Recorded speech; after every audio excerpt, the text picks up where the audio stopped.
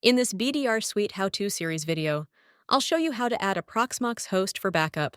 Let us get started. First, open the BDRSuite Backup Server console.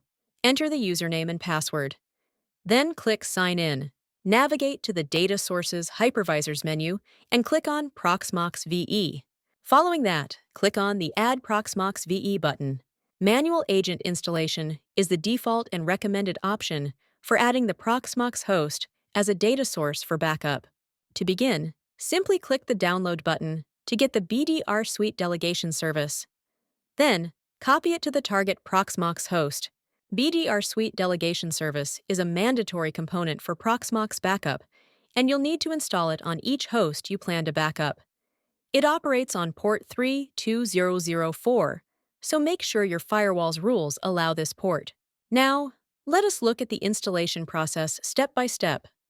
Open the terminal and sign in as the root user by using the command sudo su. Then, locate the BDRSuite delegation service file. Unzip the installer file using the command shown on the screen. Next, run the BDRSuite delegation service binary file. Following that, read the agreement. Click the button I accept and proceed. Next, enter the DNS name or IP address of the machine where you installed the BDRSuite Backup Server.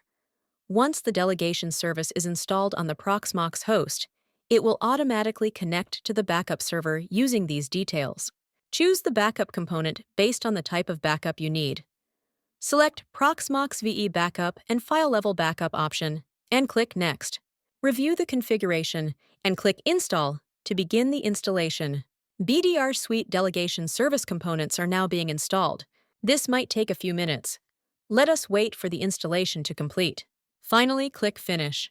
BDRSuite delegation service is successfully installed and will automatically connect to the backup server using the IP address or DNS name provided during installation.